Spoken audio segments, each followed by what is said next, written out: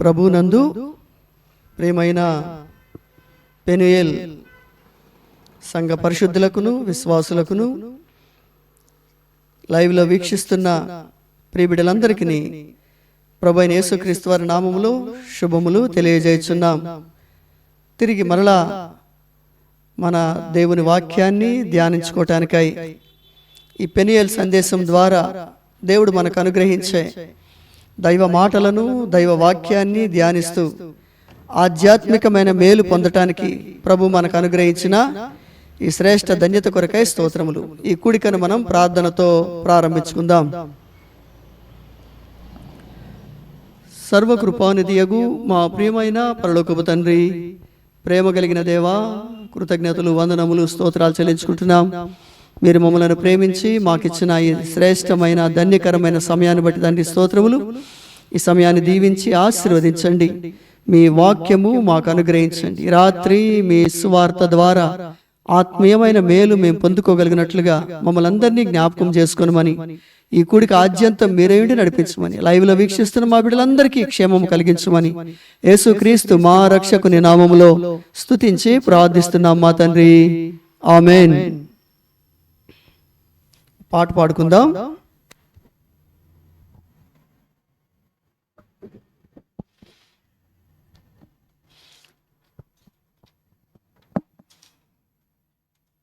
పాటల పుస్తకంలో నుండి, సియోను పాటల పుస్తకంలో నుండి 335 పాట పాడుకుందాం. 335.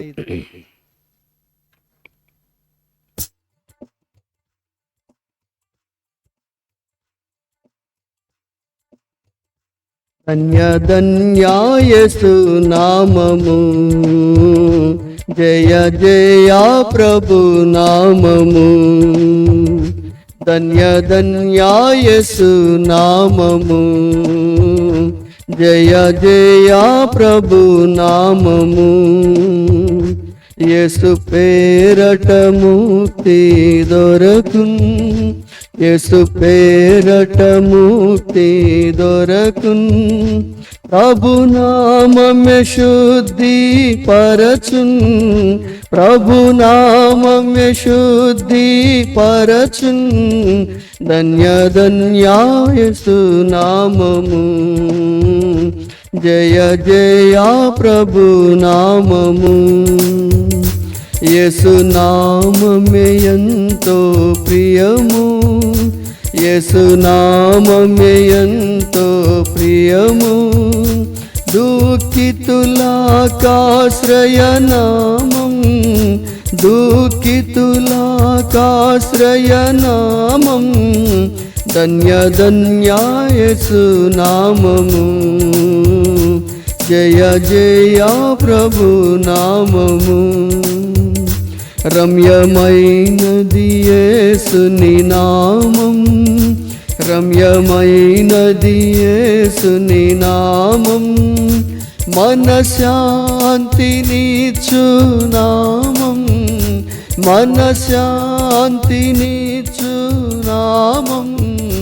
ధన్య ధన్యాయేసు నామము, జయ జయ ప్రభు నామము. యేసు నామమే శక్తి గలది, యేసు నామమే శక్తి గలది. ప్రభు పేరున భూతము తొలగెన్, ప్రభు పేరున భూతము తొలగెన్. ధన్య ధన్యాయేసు నామము, జయ జయ ప్రభు నామము. ఇహ పరములలో యేసు నామం, ఇహ పరములలో యేసు నామం.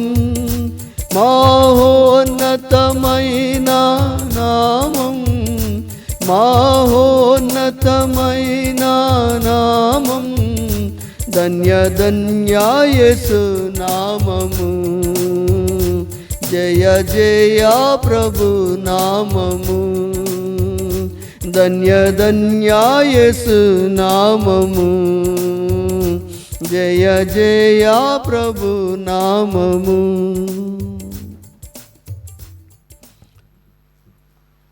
దేవుని వాక్యాన్ని ధ్యానం చేయక ముందు బైబిల్స్ చూపిస్తూ బైబిల్ పల్లవి పాడుకుందాం. పఠింప శ్రేష్ఠ గ్రంథము బైబిల్, పఠింప శ్రేష్ఠ గ్రంథము బైబిల్, అనుదినము పఠించిన ప్రేమతోడ నడుపును, ఓ పఠింప శ్రేష్ఠ గ్రంథము బైబిల్. ఈ రాత్రి కాలము దేవుని వాక్యాన్ని మనం ధ్యానం చేయ నిమిత్తమై యోహాన్ రాసిన మొదటి పత్రిక, యోహాన్ రాసిన మొదటి పత్రిక 4వ అధ్యాయము 6వ వచనాన్ని మనం చదువుకుందాం. 6వ వచనం, యోహాన్ రాసిన మొదటి పత్రిక 4వ అధ్యాయం 6వ వచనం. మనము దేవుని సంబంధులము, దేవుని ఎరిగినవాడు మన మాట వినును, దేవుని సంబంధి కానివాడు మన మాట వినడు. ఇందువలన మనము సత్యస్వరూపి అయిన ఆత్మ ఏదో, భ్రమపరుచు ఆత్మ ఏదో తెలిసి కొనుచున్నాము. ప్రభు చదవబడిన ఈ లేఖనాలు మన గమనములో ఆశీర్వదించునుగాక. ఈ ఎడారి ప్రాంతాలలో ఎండకు ఒక రకమైన ప్రక్రియ జరిగి మనం కొనసాగుతున్నప్పుడు ఈ ఎడారి ప్రాంతాలలో, అలాగే మంచి ఎండ ఉన్న సమయములో మన తార్ రోడ్ల మీద కూడా మనం ప్రయాణం చేస్తూ ఉన్నప్పుడు మన ముందు బాగా డిస్టెన్స్లో, చాలా దూరంలో రోడ్డు అంతా తడిసినట్లుగా కనిపిస్తుంది. కానీ మనం అక్కడికి పోయారికే ఆ తడేముండదు, చెమ్ముండదు. అట్లనే ఈ ఎడారి ప్రాంతాలలో కూడా దూరంగా మనం గమనించినట్లయితే అక్కడేదో నీళ్లున్నట్లుగా అనిపిస్తుంది. ఒకానొక అడవిలో ఒక నక్క జీవిస్తూ ఉంది. చాలా జంతువులు ఉన్నాయి. ఒక నక్క ఆ అడవిలో ఎంతో కాలం నుంచి అది నివాసము కలిగి ఉంది. అక్కడున్న ఆహారము, తనకి సంబంధించిన ఆహారాన్ని భుజిస్తూ అక్కడున్న చిన్న చిన్న కొలనులలో నీళ్లను అది తీసుకుంటా ఉంది. ఒకానొక సమయంలో అది ఈ అడవి బయటకు వచ్చి ఇంకా శ్రేష్టమైన నీరు ఇంకెక్కడైనా మనకు దొరుకుతుందేమో అనే ఉద్దేశంతో అది బయటకు వచ్చినప్పుడు ఈ ఎడారి ప్రాంతంలో ఆ ఎండ వలన అక్కడక్కడ నీరున్నట్లుగా భ్రమింపజేస్తూ ఉంది. ఈ నక్క అనుకుంది అదంతా కూడా నీరే కనుక, చాలా నీరుంది, నేనేమో ఇంతకాలం నుంచి ఈ అడవిలో ఉన్న అక్కడక్కడున్న కొద్ది నీరు తాగుతూ ఉన్నాను, అక్కడైతే చాలా స్నానాలు చేయొచ్చు, జలకాలాడచ్చు, తృప్తిగా నీరు తీసుకోవచ్చు అనే ఉద్దేశంతో ప్రయాణం మొదలుపెట్టింది. అలాగా చాలా దూరం ప్రయాణం చేస్తూ ఉంది, కానీ నీరు దొరకట్లేదు. మళ్ళా చూస్తూ ఉంటే మళ్ళా కొంచెం దూరంలో చాలా నీరున్నట్లుగా దానికి కనపడతా ఉంది. సరే, అక్కడ నీరుందని మళ్ళా ప్రయాణం చేస్తూ ఉంది, కానీ అక్కడికి వెళ్ళారికే అక్కడ నీరు లేదు. మళ్ళా ఆ ప్రాంతం నుంచి చూస్తూ ఉంటే ఇంకా దూరంలో నీరున్నట్లుగా కనపడతా ఉంది. ఈ విధముగా నీరుంది అనుకుంటూ ప్రయాణం చేస్తూ బాగా అలసిపోయి ఆఖరికి దాహం వేసి మరి శరీర అవయవాలు తనకి అనుకూలించక ఇక నడవలేని పరిస్థితుల్లో అక్కడ పడిపోయి దాహానికి తట్టుకోలేక, మరి ఆకలికి తట్టుకోలేక, దాహానికి తట్టుకోలేక, ఎండవేడిమికి తట్టుకోలేక అక్కడే అది చనిపోయింది. ప్రియులారా, ఇది మనకేం తెలియజేస్తూ ఉంది అంటే మనలను భ్రమింపజేసే విధానాన్ని సూచిస్తూ ఉంది. భ్రమింపజేసేవి, భ్రమలకు లోను చేసే విషయాలను మనకి జ్ఞాపకం చేస్తూ ఉన్నాయి. మనం చదువుకున్న యోహాన్ రాసిన మొదటి పత్రిక 4వ అధ్యాయము 6వ వచనంలో కూడా ఇదే వాస్తవం రాయబడతా ఉంది. అక్కడ ఏం చెప్పబడతా ఉంది అంటే, ఇందువలన మనము సత్యస్వరూపి అయిన ఆత్మ ఏదో, సత్యస్వరూపమైన ఆత్మ ఏదో, భ్రమపరుచు ఆత్మ ఏదో తెలుసుకోవాలి, తెలుసుకొని జీవించాలి, ఆ అవగాహన, గ్రాహ్యత ఉండాలి అని దేవుని వాక్యం సెలవిస్తూ ఉంది. ప్రియులరా, దేవుని ఆత్మ, సత్యస్వరూపి అయిన ఆ సర్వశక్తి కలిగిన దేవుడు, సర్వోన్నతులకు దేవుడు, ఆయన ఆత్మ ద్వారా మనకెప్పుడు కూడా సత్యాన్ని, వాస్తవాన్నే తెలియజేస్తూ ఉంటారు. ఆయన వాస్తవం మనకు బోధించబడతా ఉంటుంది. కానీ ఇదే లోకములో ఇంకొక ఆత్మ కూడా లోకాన్ని ఏళ్తా ఉంది. ఆ ఆత్మ పేరే భ్రమపరుచు ఆత్మ, భ్రమలకు గురి చేసే ఆత్మ, భ్రమలో మనుషులను బ్రతికించే ఆత్మ, భ్రమలో మనుషులను నాశనం చేసే ఆత్మ. ప్రియులారా, చాలామంది మనుషులు వాస్తవంలో కంటే భ్రమలో ఎక్కువగా జీవిస్తూ ఉంటారు.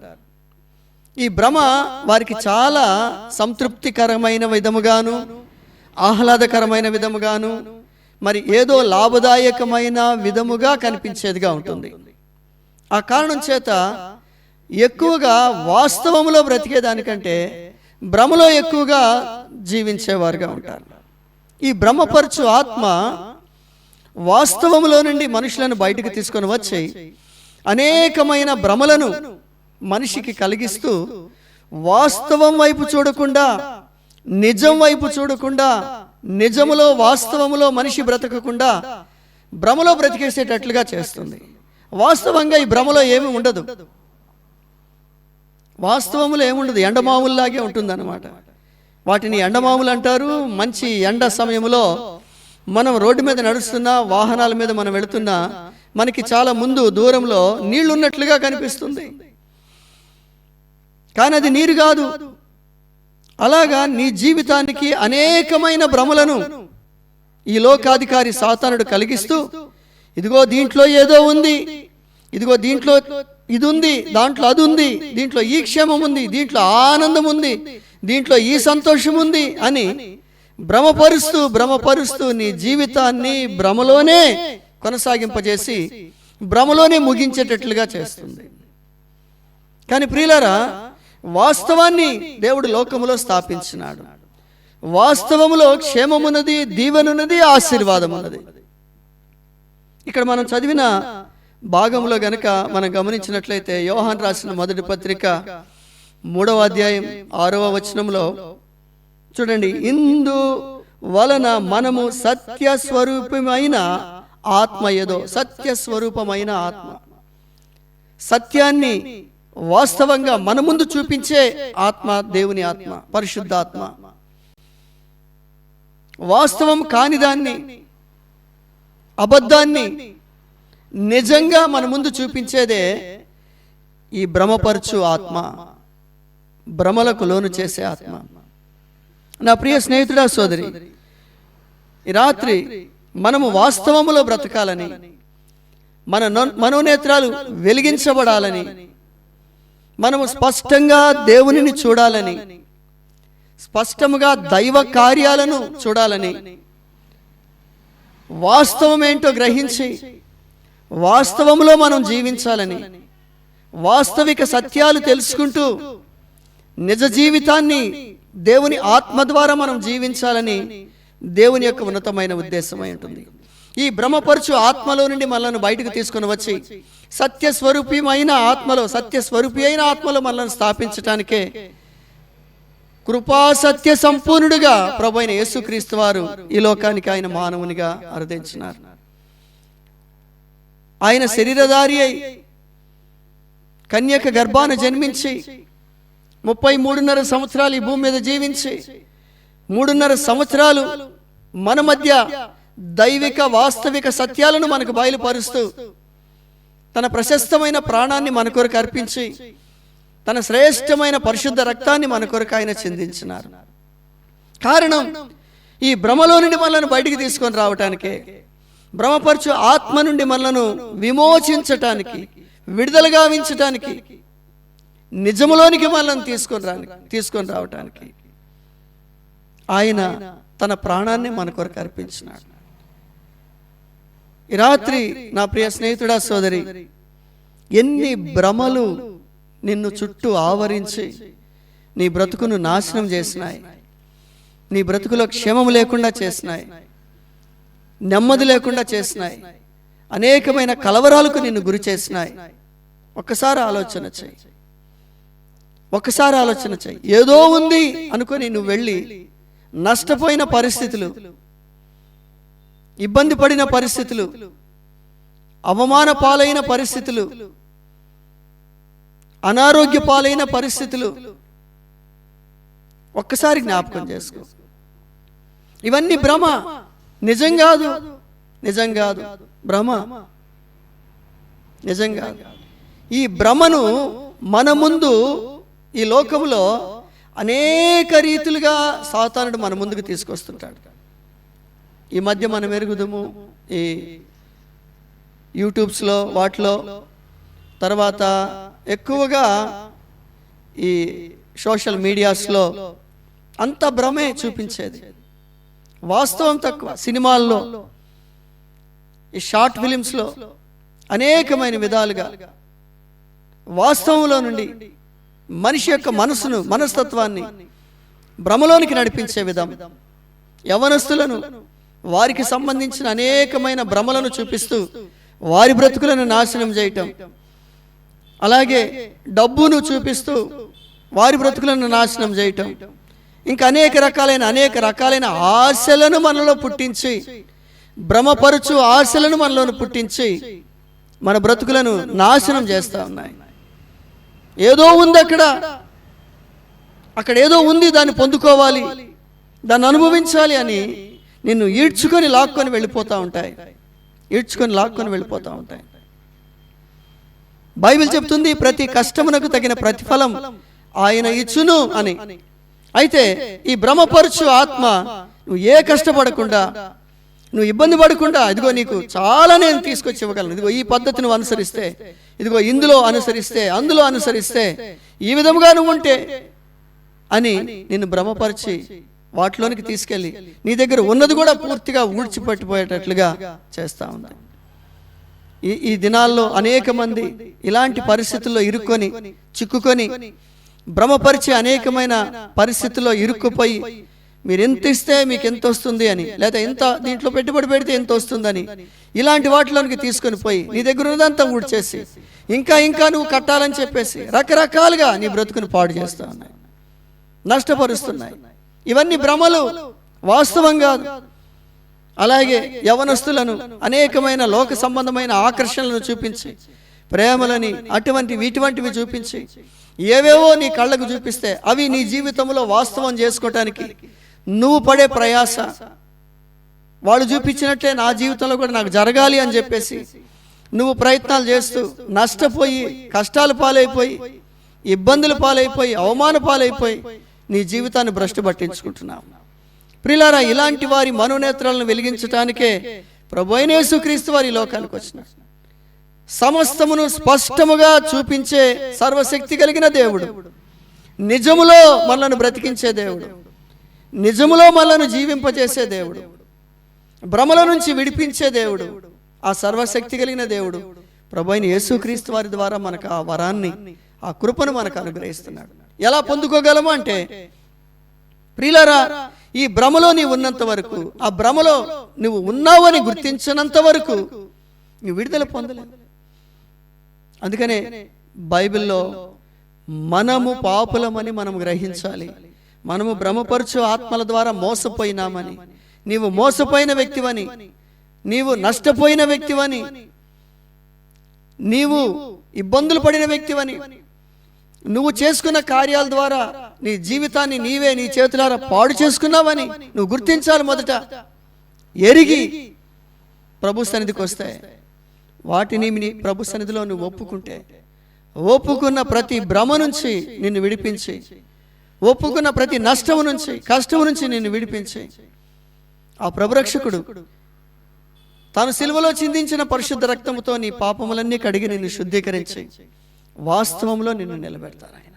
నిజ జీవితములో నిజ ఆత్మ ద్వారా, ఇక్కడ బైబిల్లో రాయబడిన మాట ప్రకారంగా సత్య స్వరూపమైన ఆత్మ ద్వారా, సత్యానికే స్వరూపం ఆయన, నిజానికి స్వరూపం ఆయన, వాస్తవానికి స్వరూపం ఆయన, ఆ స్వరూపములోనికి నిన్ను మార్చి, నిజములో నిన్ను స్థాపించి, నిజములో నిన్ను బ్రతికిస్తాడు ఆయన. నీ జీవితం బహు దీవెనకరముగా, ఆశీర్వాదకరముగా, క్షేమకరముగా నిన్ను మార్చడానికే ఆ ప్రభురక్షకుడు ఈ లోకానికి వచ్చినాడు. అందుకనే బైబిల్లో ఒక మాట ఉంది, ప్రయాసపడి భారం మోసుకొనుచున్న వారులారా, భ్రమల భారము మోసుకొనుచున్న వారులారా, భ్రమల ద్వారా అనేకమైన భారములు, సమస్యలు తెచ్చిపెట్టుకున్న వారులారా, నా యొద్దకు రండి, నేను మీకు విశ్రాంతినిస్తానని ప్రభు సెలవిస్తా ఉన్నారు. ఈ రాత్రే ఆ ప్రభుని నీ రక్షకునిగా నీ హృదయంలోనికి స్వీకరించి చెప్పనశక్యమైన మహిమాయుక్తమైన సంతోషాన్ని నీ జీవితంలో అనుభవిస్తావు. నష్టములన్నిటినీ ఆయన తీసివేయగలడు, భ్రమలన్నిటి నుంచి నిన్ను విడిపించగలడు. నిజ జీవితంలో, వాస్తవములో నిన్ను స్థిరపరిచి నిజ దీవెనలు, నిజ ఆశీర్వాదాలు నీకు ఇచ్చి, మొదట నీ స్థితి తక్కువగా ఉన్నా తుదకు మహాభివృద్ధి చెందుతావు అంటాడు ప్రభు. ఆ విధంగా ఆ శ్రేష్టమైన అభివృద్ధికరమైన ఆశీర్వాదాలను నీకు ఇవ్వాలనేదే ఆ ప్రభు యొక్క ఉద్దేశం. నా ప్రియ స్నేహితుడా, సోదరి, నువ్వు ఉన్న పాటునే, ఉన్న చోటునే నీ భ్రమల నుండి నువ్వు బయటికి రావాలి, నీ ఊహల నుండి నువ్వు బయటికి రావాలి, నీ కలల నుండి నువ్వు బయటికి రావాలి, నిజ జీవితంలోనికి నీవు రావాలి. అప్పుడే ఆయన శ్రేష్టమైన జీవితాన్ని నీకు ఇవ్వగలడు. ఈ రాత్రే ఆ ప్రభు రక్షకుని నీ రక్షకునిగా నీ హృదయంలో స్వీకరించు, గొప్ప సంతోషాన్ని నీవు అనుభవిస్తావు. అట్టి కృప ఆ ప్రభు రక్షకుడే మీకును ప్రసాదించునుగాక. నీ ప్రార్థన ఆశీర్వాదాలతో ఈ కూడిక మనం ముగించుకుందాం. సర్వకృపానిధియగు మా ప్రియమైన పరలోకపు తండ్రి, ప్రేమగల దేవా, హృదయమారా మీకు కృతజ్ఞతలు, స్తుతులు, వందనములు, స్తోత్రాలు చెల్లించుకుంటున్నాం. ఈ రాత్రి మీరు మా దృష్టికి తీసుకొచ్చిన మీ లేఖన భాగాల కొరకే స్తోత్రాలు. లోకాధికారి సాతానుడు భ్రమపరచు ఆత్మను మా మీదకు రప్పించి అనేకుల మనసులను, హృదయాలను, ఆలోచనలను బంధించి భ్రమల వైపుకి నడిపించి ఊహలు, ఉద్దేశాల్లోనికి తీసుకుని పోయి అనేకమైన అవాస్తవాలలో, నిజము కాని దాంట్లో బ్రతికేటట్లుగా చేస్తూ, నిజ జీవితానికి దూరం చేస్తూ, నష్టపరుస్తూ ఉంటున్న పరిస్థితుల్లో ప్రభా, సత్య స్వరూపమైన ఆత్మగా మీరు మా మధ్యకు వచ్చినందులకై, నిజముగా మీరు ఈ లోకానికి వచ్చినందులకై, నిజాన్ని మాలో స్థాపించి ఆశీర్వదించడానికి వచ్చిన మీ ప్రేమ కొరకే స్తోత్రాలు. అనేకులు ఈ రాత్రి మిమ్మల్ని అంగీకరించి వాస్తవాలలో నష్టపోయిన పరిస్థితులన్నిట్లో నుండి తిరిగి నిజములో స్థిరపరచబడి దీవించబడే దాని కొరకై మీ కృపనిచ్చి నడిపించమని వీక్షిస్తున్న మా ప్రియులందరి కొరకై స్తోత్రాలు చెల్లిస్తూ, వారిని, వారి కుటుంబాలను భ్రమల నుంచి విడిపించి ఆశీర్వాదాలతో స్థిరపరిచి మీ గణనామానికి మహిమ తెచ్చుకునమని మరొకసారి వారిని, వారి కుటుంబాలను, వారి భవిష్యత్ జీవితాలను మీకు అప్పగిస్తూ యేసుక్రీస్తు మా రక్షకుని నామములో స్తుతించి ప్రార్థిస్తున్నాము మా తండ్రి, ఆమెన్. మన ప్రభు అయిన యేసుక్రీస్తు వారి యొక్క కృప, తండ్రి అయిన దేవుని ప్రేమ, పరిశుద్ధాత్మని యొక్క అన్యోన్య సన్నిధి, కాపుదల, భద్రతా, క్షేమం ఇది మొదలుకొని ప్రభు రాకడ వరకు మీకును, మీ కుటుంబాలకును, ప్రిబిడలకును, సంఘానికి, పరిశుద్ధులకును సదా తోడై నడిపించునుగాక. ఆమెన్.